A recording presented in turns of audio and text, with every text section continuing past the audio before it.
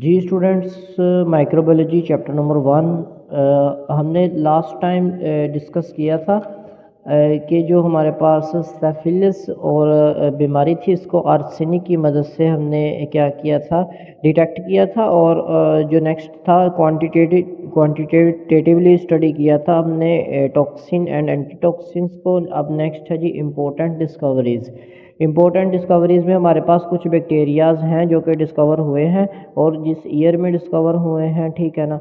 और ये आपने याद रखना है कि हमारे पास हैंसन जो है वो बैक्टीरिया है, ये 1874 को डिस्कवर हुआ है। इसका जो मुकम्मल नेम जो है वो लेप्रोसी बेसिलस है, ठीक है ना, इसका जो नेम है।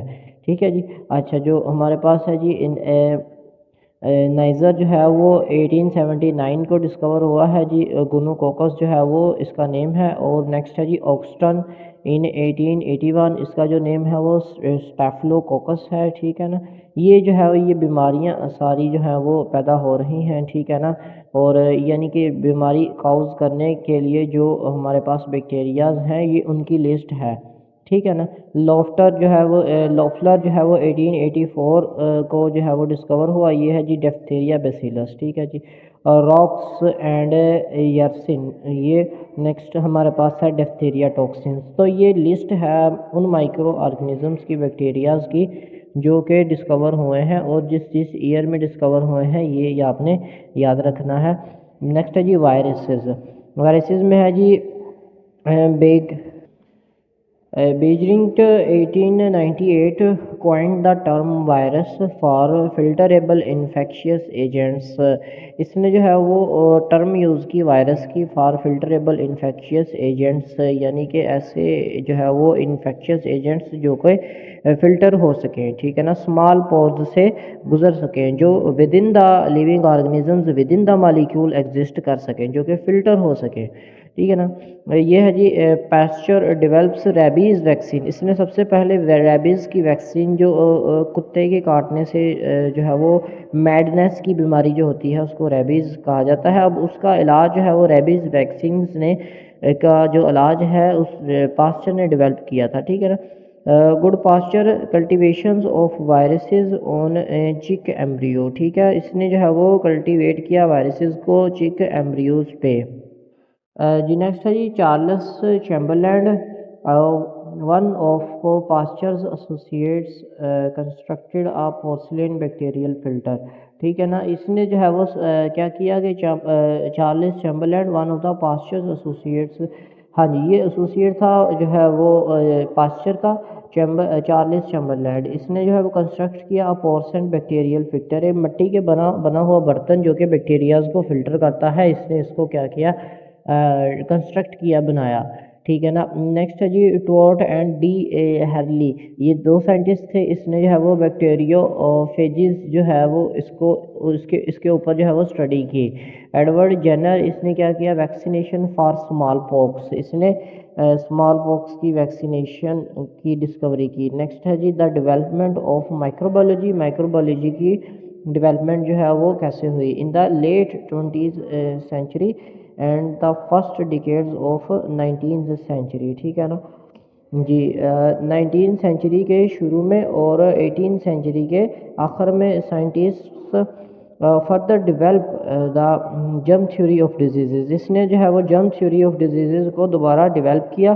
गोल्डन एज ऑफ माइक्रोबायोलॉजी में है कि many agents of different infectious disease were identified.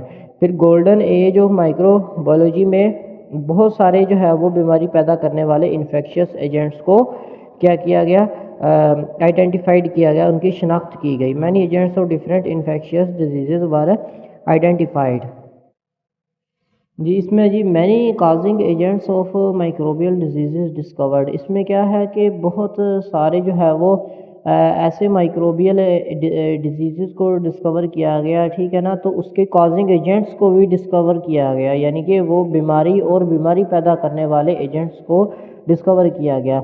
Next है जी life saving therapy to an infected patient. अब वो बंदा जो इन्फेक्ट हो चुका है, जिसके अंदर जो है वो ये इन्फेक्शन पैदा हो चुका है, उसको लाइफ सेविंग, उसकी ज़िंदगी कैसे बचाई जा सके, इसकी टेक्निक्स को जो है वो डिस्कवर किया गया। ये वर्ल्ड वार 2 में जो है वो एंटीबायोटिक्स इंट्रोड्यूस टू मेडिसिन, दवाइयों में एंटीबायोटिक्स का इस्तेमाल किया गया जी। ठीक है जी। ये नेक्स्ट है जी, viruses could not be effectively performed until instruments were developed to help scientists see these disease agents। Next ये ऑब्जर्वेशन, ये थ्योरी सामने रखी गई कि viruses could not be effectively performed, कि वायरसेस उस वक़्त तक जो है वो एक्टिवली अच्छे तरीके से परफॉर्म नहीं कर सकते, अनटिल यहाँ तक के इंस्ट्रूमेंट्स वर डेवलप, ऐसे इंस्ट्रूमेंट्स डेवलप नहीं हो जाते टू हेल्प साइंटिस्ट, जो कि साइंटिस्ट की मदद करें, सी दीज डिजीज़ एजेंट्स। तो ये डिजीज़ एजेंट्स यानी कि इन वायरसेस को देखा जा सके, इन माइक्रो ऑर्गेनिजम्स को देखा जा सके। ठीक है जी। तो ये यहाँ पे किसका जिक्र है? माइक्रोस्कोप का जिक्र है। हमारे पास एक ऐसा इंस्ट्रूमेंट होना चाहिए कि हम इन बीमारी पैदा करने वाले माइक्रो ऑर्गेनिजम्स को सी कर सकें, ताकि हम देख सकें ये कैसे काम कर सकते हैं और किस इफेक्टिवली, किस असर से काम, किस असरअंदाज, कैसे असरअंदाज होते हैं हमारी बॉडी पे, किस जगह पे अटैक करते हैं। ठीक है। In the 1940 century the electron microscope were develop and perfected. ठीक है जी। फिर जो है वो 1940 में जो है वो इलेक्ट्रॉन माइक्रोस्कोप डेवलप की गई और इसका इस्तेमाल किया गया। ये ईयर याद रखना है कि 1940 में इलेक्ट्रॉन माइक्रोस्कोप की डिस्कवरी हुई थी। ठीक है ना। अब ये 1940 में ऐसा इंस्ट्रूमेंट बना लिया गया था कि जिसकी मदद से हम माइक्रो ऑर्गेनिजम्स को देख सकते हैं और क्या कर सकते हैं, वो कैसे काम करते हैं, किस तरीके से असरअंदाज होते हैं, इसको हम देख सकते हैं जी। ठीक है। इन 1940s के नेक्स्ट हमारे पास पॉइंट्स हैं। इन 1940s the electron microscopes was developed and perfected, के सबसे पहले ये हमारे पास ज़रूरत पेश आई कि एक ऐसी चीज़ होनी चाहिए कि जिसकी मदद से हम जो है वो माइक्रो ऑर्गेनिजम्स को देख सकें, ताकि हम उनकी ग्रोथ को स्टडी कर सकें और वो कैसे काम करते हैं इस चीज़ को स्टडी कर सकें जी। नेक्स्ट है जी, in that decades cultivation methods for viruses were introduced, के इस जो है वो दौरान, ये कि इस दौरान जो है वो माइक्रो ऑर्गेनिजम्स के कल्टीवेशन के जो मेथड्स हैं उसको इंट्रोड्यूस करवाया गया। ठीक है। With the development of vaccines in the, के इन सब बीमारियों की जो है वो वैक्सीन्स डेवलप की गई, इन सब वायरल डिसीज़ की। ये सब वायरल डिजीज़ जो है वो 1950 से 1960s तक जो है वो सारी इंट्रोड्यूस करवाई गई और उनकी वैक्सीन्स डेवलप की गई। ठीक है। इनमें पोलियो है, मेजल्स है, मम्प्स हैं और रूबिला है। ठीक है।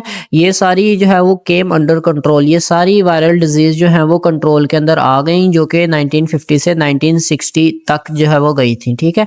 फिर नेक्स्ट है जी, मॉडर्न माइक्रोबायोलॉजी। मॉडर्न माइक्रोबायोलॉजी में क्या है? The development of pharmaceutical products, कई ऐसी फार्मास्यूटिकल प्रोडक्ट्स बनाई गई, ठीक है, जो कि इंसान के इम्यून सिस्टम को जो है वो तेज कर देते हैं, एक्टिवेट कर देते हैं जी। ठीक है। Use of quality control methods in food and dairy products production, के फूड में और डेयरी प्रोडक्ट्स की तैयारी में, प्रोडक्शन में क्वालिटी कंट्रोल मेथड्स का इस्तेमाल किया जाए। ठीक है। क्वालिटी कंट्रोल मेथड्स के जो कि उनकी क्वालिटी को चेक कर सके, उनकी क्वालिटी को मेजर कर सके, वो ऐसे जो है वो मेथड्स को इंट्रोड्यूस करवाया गया। ठीक है। इनमें क्वालिटी में ये भी चीज़ आ जाएगी कि वो उनके अंदर कोई माइक्रोबियल ग्रोथ ना हो। ठीक है। हमारे पास डिजायर्ड प्रोडक्ट हो, कोई बाई प्रोडक्ट जो है वो भी ना हो। ठीक है। नंबर 3 है disease causing micro organisms in consumable waters, के डिजीज कॉजिंग माइक्रो ऑर्गेनिजम्स के जो माइक्रो ऑर्गेनिज्म बीमारी की वजह बनते हैं, ठीक है, इनकी वाटर में उनकी डिटेक्शन की जाए और उनको रिमूव की जाए। ठीक है। Industrial application of micro organisms, के माइक्रो ऑर्गेनिजम्स की जो है वो इंडस्ट्रियल एप्लीकेशन के वो इंडस्ट्रीज में कैसे इस्तेमाल होते हैं, इस बात को स्टडी की गई कि इंडस्ट्रीज में कैसे इस्तेमाल होते हैं। फॉर एग्जांपल हमारे पास है जी ब्रेड है, ठीक है? उसमें जो है वो माइक्रो ऑर्गेनिज़्म यीस्ट इस्तेमाल होती है, ठीक है? ब्रेड्स के फर्मेंटेशन के अमल में। इसी तरह से जो दही है तो उसमें भी माइक्रो ऑर्गेनिज़म्स का इस्तेमाल होता है, जिसकी वजह से जो है वो फर्मेंटेशन होकर जो है वो मिल्क जो है वो चेंज होता है योगर्ट में, ठीक है? तो ये सारी क्या है, ये इंडस्ट्रियल एप्लीकेशन है। इसी तरह से जो हम शुगर को चेंज करते हैं अल्कोहल्स में, ठीक है जी? मेथनॉल में, इथेनॉल में, ये सारे क्या हैं, ये अल्कोहल्स हैं और एसिड बनाते हैं, एसिटिक एसिड फ्रॉम शुगर्स। ये सारे फर्मेंटेशन के जो अवामिल हैं, ये सारे क्या हैं, ये माइक्रो ऑर्गेनिजम्स की एप्लीकेशंस हैं, माइक्रो ऑर्गेनिजम्स के इस्तेमालात हैं इंडस्ट्रीज में। जी, इसमें है जी micro organisms are used to produce. Micro organism जो है वो विटामिन्स बनाने के लिए इस्तेमाल होते हैं, amino acids, enzymes and growth supplements, ठीक है ना? ग्रोथ सप्लीमेंट्स जो ग्रोथ में हेल्प करें, ठीक है? एंजाइम्स यानी कि जो बायोलॉजिकल कैटलिस्ट हैं, ठीक है? जो बॉडी में यूज होंगे रिएक्शंस को तेज करने के लिए, ठीक है? अमाइनो एसिड्स प्रोटीन की तैयारी के लिए जो हमारे पास बिल्डिंग ब्लॉक है वो अमाइनो एसिड्स होता है, और जो विटामिन्स हैं वो हमारी बॉडी के फंक्शनिंग में हेल्प करता है, प्रॉपर फंक्शनिंग में हेल्प करता है, ठीक है? जैसे देखने में हमारे पास ग्रोथ में है ये, और क्या है जी, हमारे पास बोन्स की स्ट्रेंथ है, ठीक है ना? इसी तरह से मसल्स की हेल्थ है। तो ये सारे क्या है, ये विटामिन्स ही ये इसमें काम करते हैं, ठीक है? ये सारी चीजें, चार चीजें को क्या कहते हैं, बनाने के लिए माइक्रो ऑर्गेनिजम्स का इस्तेमाल किया गया, ठीक है? हमारे पास फर्मेंटेड फूड्स में हमने प्रीवियसली जो है वो डिस्कस किया था कि फर्मेंटेशन में जो है वो इसकी इंडस्ट्रियल एप्लीकेशन है, ठीक है? इसमें कौन कौन सी चीज़ें बना सकते हैं? ब्रेड्स बना सकते हैं, पिकल्स बना सकते हैं, सोर मिल्क बना सकते हैं, योगर्ट बना सकते हैं, बटर मिल्क और अल्कोहलिक बेवरेज हम बना सकते हैं, कि ये सारी चीज़ें किस में आ जाती हैं? फर्मेंटेड फूड्स में आ जाएंगी जी, ठीक? नेक्स्ट है जी अप्लाइड माइक्रोबायोलॉजी। अप्लाइड माइक्रोबायोलॉजी कौन सी है? जो हम इस्तेमाल करेंगे, ठीक है ना? यानी कि जो इंडस्ट्रीज में यूज करेंगे वो अप्लाइड माइक्रोबायोलॉजी है, ठीक है ना? अप्लाइड का मतलब होता है रिलेटेड टू इंडस्ट्री, ठीक है? हम उसको जो है वो यूज करके बेनिफिशियल प्रोडक्ट्स बनाएंगे जो कि इंसानों के लिए फायदेमंद होगी, ठीक है? इसमें आ जाएगा जी बायोटेक्नोलॉजी। बायोटेक्नोलॉजी क्या है? अप्लाइड माइक्रोबायोलॉजी है, ठीक है? इसमें क्या है, ये micro organisms as living factories. जो माइक्रो ऑर्गेनिजम्स है हम उनको इस्तेमाल करेंगे, यानी कि उनको एज अ इंग्रेडिएंट यूज करेंगे और वो एज अ लिविंग जानदार फैक्ट्रीज के तौर पर इस्तेमाल करेंगे, ठीक है? इसमें हमारे पास दोनों इंडस्ट्रीज आ जाएंगी, फार्मास्यूटिकल इंडस्ट्री भी आ जाएगी और इंडस्ट्रियल प्रोडक्ट्स भी आ जाएंगे, ठीक है? फार्मास्यूटिकल्स मतलब के अद्वियात, ठीक है? हम दवाइयाँ बनाएंगे कि इंसानों को बीमारियों से कैसे महफूज रखा जा सकता है, और अगर बीमारी हो गई है तो हम उस बीमारी का इलाज कैसे कर सकते हैं, ये फार्मास्यूटिकल्स में आ जाएगा। और इंडस्ट्रियल प्रोडक्ट्स कौन सी आ जाएंगी? जिसमें हम हमारे पास प्रोबायोटिक प्रोडक्ट्स होती हैं कॉस्मेटिक्स की, ठीक है? हम इसी तरह से फूड प्रोडक्ट्स हैं हमारे पास, ठीक है ना? ये सारी फूड प्रोडक्ट्स हैं, ये सारी क्या है, ये इंडस्ट्रियल प्रोडक्ट्स हैं जी।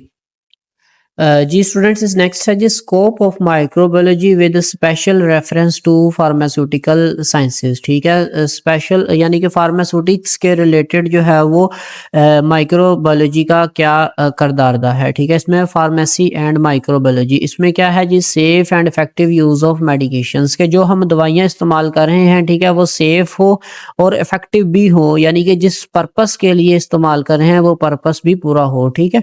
Study organisms and observe their life process of, के हम ऑर्गेनिजम्स को स्टडी करेंगे और वो कैसे काम करते हैं इसको भी स्टडी करेंगे, जिनमें कौन कौन सी चीज़ें आ जाएंगी? मेटाबोलाइजिंग आ जाएगा, कि कैसे जो है वो मेटाबोलाइजिंग कहते हैं कि बड़े मॉलिक्यूल्स का टूटकर छोटे मॉलिक्यूल्स में चेंज होना और बदले में हमें क्या प्रोवाइड करना? एनर्जी प्रोवाइड करना, ठीक है? ग्रोइंग, रिप्रोड्यूसिंग, ये ठीक है ना? रिप्रोड्यूसिंग का मतलब है जी दोबारा पैदा होना, ठीक है ना? रिप्रोड्यूस, दोबारा उसको बनाना, ठीक है? यानी कि हमारे पास है जी डेड सेल्स हैं, डेड सेल से दोबारा जो है वो रीजनरेट करना नए सेल्स को, ठीक है? एजिंग, एजिंग यानी कि बूढ़ा होना, ठीक है ना? बुढ़ापा आना, ये इसको एजिंग कहते हैं। डाइंग, डाइंग कहते हैं मरना, ठीक है ना? By modification environment we can alter them, कि इन सब को हम अल्टर कर सकते हैं, चेंज कर सकते हैं, इन्वायरमेंट को मॉडिफाई करते हुए, इन्वायरमेंट में चेंजेस लाते हुए। कौन कौन से फैक्टर है? मेटाबोलाइजिंग है, एजिंग है, ग्रोइंग रिप्रोडक्शन है और डाइंग है, ठीक है? ये इस बात को जो है वो स्टडी किया गया है, ठीक है ना?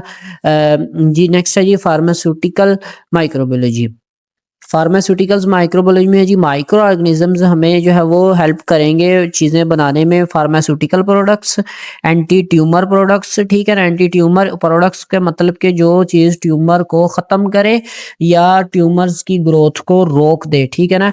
एंटी माइक्रोबियल एजेंट्स जो माइक्रो ऑर्गेनिजम्स की ग्रोथ को रोक दे, ठीक है ना, वो या फिर माइक्रो ऑर्गेनिजम्स को ख़त्म कर दे, उसको एंटी माइक्रोबियल एजेंट्स कहते हैं। जिसमें है जी डेवलपमेंट ऑफ द फॉलोइंग कि हमारे पास बेशुमार चीज़ें फिर बाद में बनाएंगी जिनमें एंटीबायोटिक्स हैं। एंटीबायोटिक्स मतलब कि एंटीबैक्टीरियल, एंटी जो है वो माइक्रोबियल, ठीक है, जो बैक्टीरियाज को किल करते हैं, ठीक है, एंटीबायोटिक्स कहलाते हैं। इसमें वैक्सीन्स हैं।